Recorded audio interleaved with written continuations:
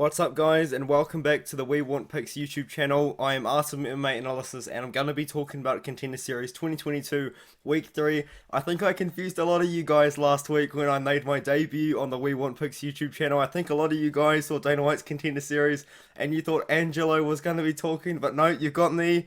So unlucky for you guys, you're going to have to put up with me for the next couple of weeks while I talk about Dana White's Contender Series. Last week though, I was on a run, man. I was on a really good run. I went 3-2, but I got Billy Goff correct against Shimon Smitrisky.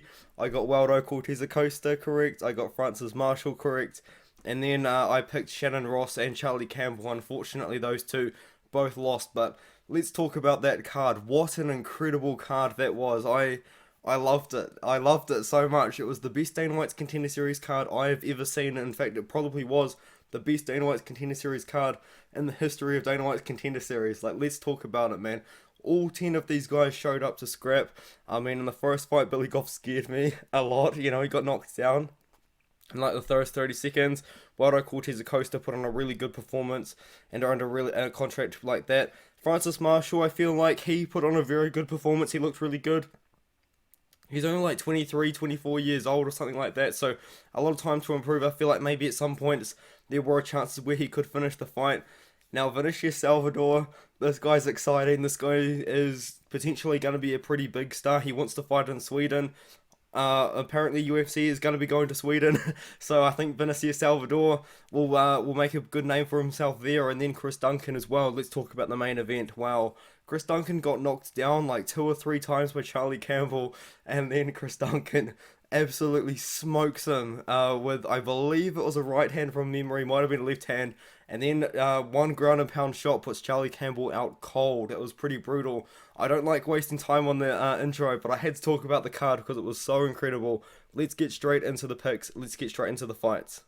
And in the first fight of the night, we've got Sandra Lavado taking on Karolina Wojcik in the women's strawweight division. And to be fair, the women's strawweight division is very impressive, and I feel like the UFC is definitely trying to add to it with these two prospects here. But I'm going to be honest, I think this fight definitely goes the distance. I don't believe we're going to find a finish in this fight here. And the reason for that is there's 18 combined wins between these two, and there's only 6 finishes out of those wins. And Sandra Lavado's last finish win was 3 years ago against a debuting girl, and Karolina Wojcik's last finish was in 2018 in her second pro fight. So Karolina Wojcik has 2 KO wins, which were in her first 2 professional fights, and then Sandra Lavado has got 4 submission wins. Her last submission win was about 3 years ago, as I said. But I'm very impressed with what I've seen out of Karolina Wojcik, especially in the level of competition that she has been fighting. She made her debut against Corey McKenna, who is now in the UFC, actually fighting this weekend at the time of recording. And then she went on a good amateur win streak there. I believe she ended up 7-1, 8-1. And then since then, she fought to a split decision with Cheyenne Velasquez early on into her career, and Cheyenne Velasquez has now gone on to be in the UFC. And then she won a couple of fights, went on to fight Alina Wozniak, lost that fight by split decision, and Alina Wozniak has ended up to be a pretty good contender herself, and now she's off a couple of wins off against KSW level competition and Brave CF, and Brave CF and KSW have given us some pretty good prospects in the UFC at the moment anyway, so I think that's pretty impressive. It's what I like to see out of Karolina. But Sandra Lavado, in my opinion, I feel like her path to victory here is really to lock up a submission, because I think that Karolina Wojcik is going to be throwing a lot more volume on the feet. I think she's going to be a lot more aggressive. And I also believe, from what I've seen as well, Karolina Wojcik is stronger than Sandra Lavado, so I believe she's going to be the better wrestler. And I think if it comes down to it, she's going to look to initiate clinch positions, and my dog is back. I had her locked outside, but obviously someone has come home. But I'll wrap this up pretty quickly. I think what's going to happen here is Karolina Wojcik is going to throw more volume on the feet. I think she's going to be stronger. I think she's going to initiate clinch positions. Sandra Lavado, if she wants to win the fight, I feel like she's going to have to look for a submission, but she hasn't done that for a very long time. So give me Karolina Wojcik to win the decision by being more aggressive on the feet, by throwing more volume, and also looking to clinch if necessary. Maybe even wrestle and take the fight to the ground if she wants to as well. So give me Karolina Wojcik to win a fight by decision here. And as we move into the next fight, we've got Clayton Carpenter taking on Edgar Chairez. And this fight really should go the distance. You know, we've got Clayton Carpenter, who has finished 4 out of his 5 wins. Edgar Chairez has finished all 8 of his 8 wins. Like, this is going to be such a crazy fight, and I'm really looking forward to it. But what hypes me up about Clayton Carpenter so much is what he's gone outside of MMA, all of the accomplishments that he has achieved outside of MMA. So, when he was young, he's obviously started MMA super young. He's only like 26 years old now, but in the past he has been a USA Junior National Muay Thai Amateur Champion, a multiple-time World Grappling / Pancration medalist, Arizona Golden Gloves State Boxing Champion, IBJJF European Open Gold Medalist, and is a 2010 Junior European Pancration Gold Medalist as well. And he also holds a win over Aaron Pico way back when in 2009, which he probably would have been like 13, 14 years old or something like that. He beat Aaron Pico in a Pancration tournament, so that's a pretty awesome awesome achievement for him. Obviously, he's been training MMA or martial arts in general for a very long time. His one loss is a split decision loss to Junior Cortez, who was a really good wrestler way back in 2016, so he would have been like 20 years old then as well, but he turned pro a few years ago, and he's been on a pretty crazy tear. You know, he won his first couple of fights inside the distance, and then he won a decision, and then since then he's like, you know what, no more decision wins for me. Won by knee bar in 45 seconds over Nick Clement LFA, and then won by head kick 13 seconds into the first round against a 5-2 opponent in LFA as well, which is really awesome. Good for Clayton Carpenter, undefeated 5-0 prospect. Has fought a couple of good guys towards the end of his current MMA career, but Edgar Chairez, you know, he's taking this fight on somewhat short notice.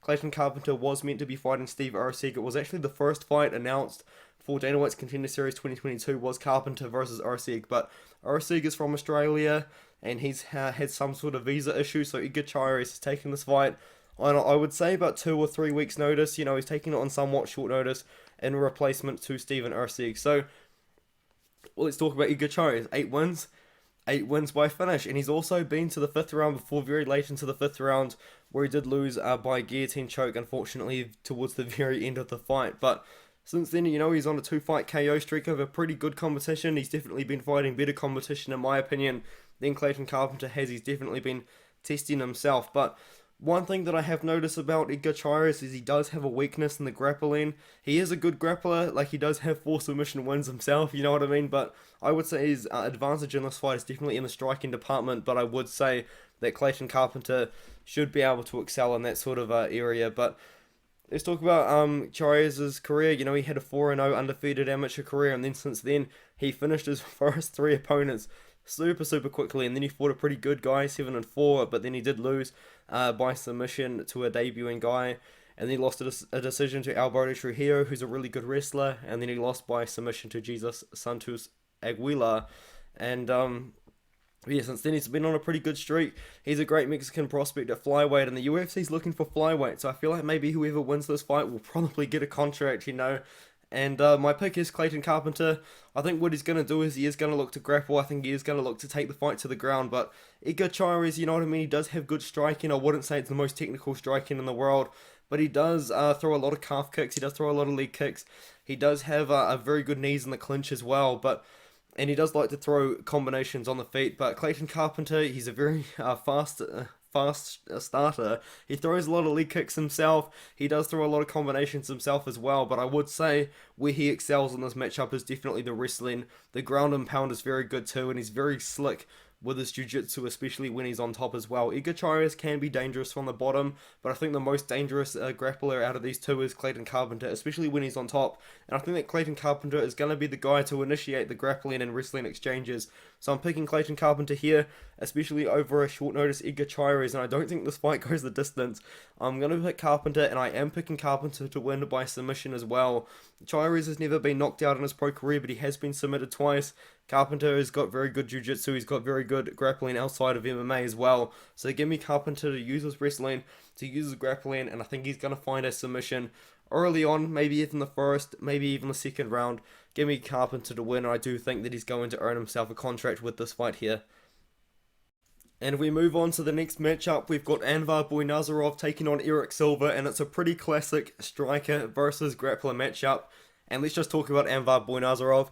Anvar Boynazarov is a former kickboxer making his transition to MMA. He's got 124 kickboxing fights, 95 wins to 27 losses, and one of those wins is over Giga Chikadze, who's a very highly ranked fighter right now in the top 15 in the UFC, and which is pretty cool. But I would say Anvar Boynazarov is one of the few former kickboxers making a career in kickboxing and then come into MMA. I think the most successful is definitely Israel Adesanya, but we have seen a lot of kickboxers come into MMA, such as Israel Adesanya.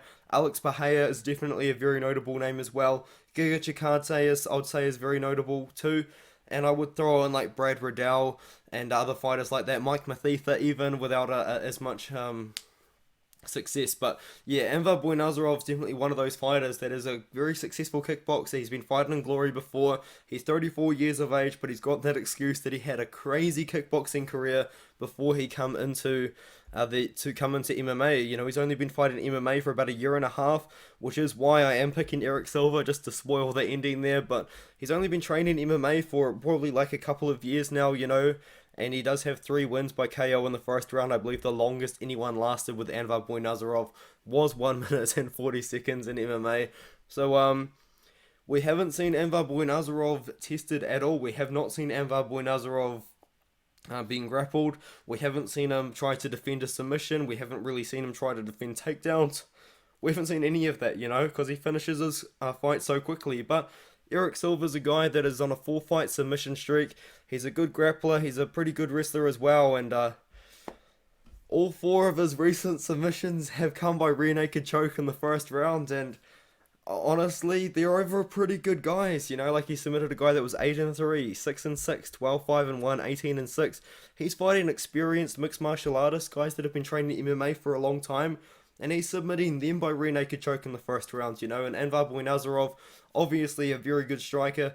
110% a chance that he just knocks out Erik Silva in the first minute. But I think that Erik Silva's not going to play the striking game with Anvar.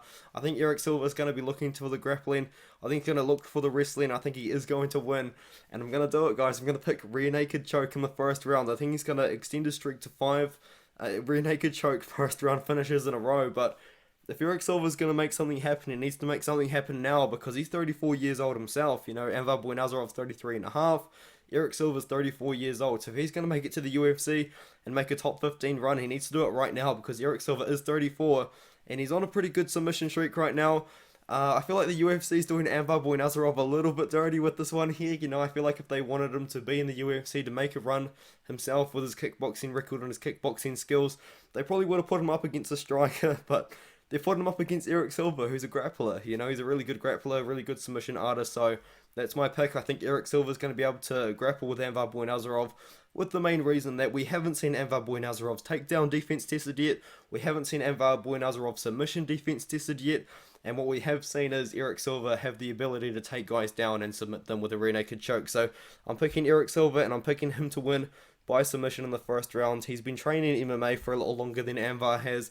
Anvar clearly has a striking advantage, but I think Erik Silva's going to look to grapple with him and also look for a submission. So give me Erik Silva to win by submission in the first round. And we move on to Paulo Henato Jr. taking on Jamal Pogues in the heavyweight division. And I feel like that heavyweight division is very notable because Paulo Henato Jr., there's so many red flags surrounding this guy. I'm going to start with the biggest one in my opinion, and that is that he's only been fighting heavyweight for a few fights in his career. He hasn't been fighting anyone that is super high level at heavyweight himself, you know. So what happened with this guy was Paulo Henato Jr. in 2017, up to 2017, he was fighting at welterweight. He was fighting at 170 pounds, and then he took about 4 years off, come back about 4 years later as a heavyweight, and he's been fighting at 265 pounds since, which is absolutely insane.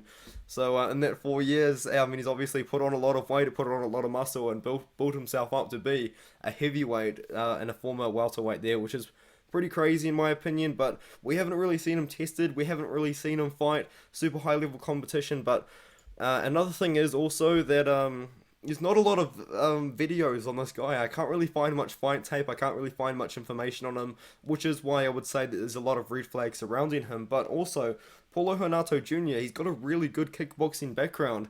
And I'm going to shout out MMA Wizard with two Z's for this information here. So what he did was he found out that Paulo Henato Jr. has got a good kickboxing record.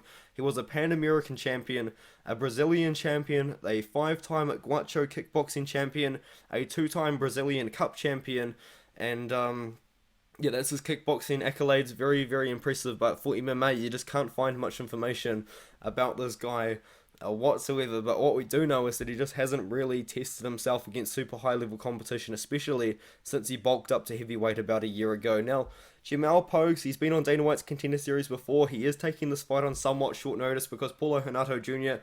was meant to fight a guy called Caio Machado, but Caio Machado has had visa issues, so unfortunately hasn't been able to compete.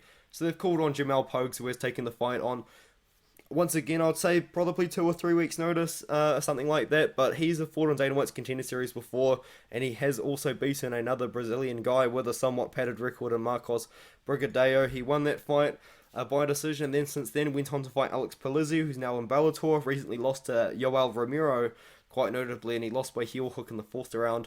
Since then, he has beaten Tim Hiley, who I guess is a pretty good, somewhat good opponent. You know, Tim Hiley's been in there with a few decent opponents, so what Jamal Pogues brings to the table is a wrestling and grappling background. He's a very low-risk grinder wrestler is how I would describe his style. He likes to wrestle, and when he gets you down, he plays it pretty safe. You know, he takes you down and then he grinds you out. You know, that's probably what I'm expecting is going to happen here. Paulo Henato Jr. going to be wanting to strike, probably the more powerful striker, but what I do see out of Jamal Pogues is really good wrestling, a pretty good jiu-jitsu background as well. So what I think is going to happen is that Jamal Pogues is going to look to wrestle with Paulo Henato Jr.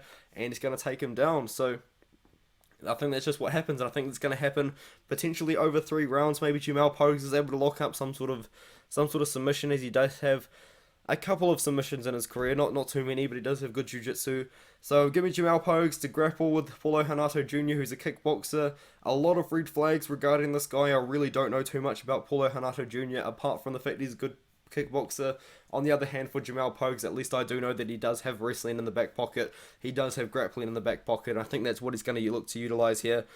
Very, very interested to see what the line is going to be for this fight, because we've got Jamal Pogues is a huge underdog in the Tapology votes. If you guys don't know, I'm recording this before the odds come out, but Paulo Henato Jr. is a big favourite with the fans over at Tapology. I'm with Jamal Pogues. I'm 26% picking him, probably picking him by a decision. I think Jamal Pogues is probably going to work a decision, maybe even work a ground and pound TKO or something like that, but give me Jamal Pogues. I'm going to pick him to win just by using his wrestling and his grappling.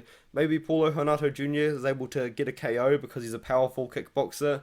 But the truth is, I just haven't really seen much information about this guy at all. So give me Jamal Pogues to use his wrestling, to use his grappling. I think that's how he's going to win the fight.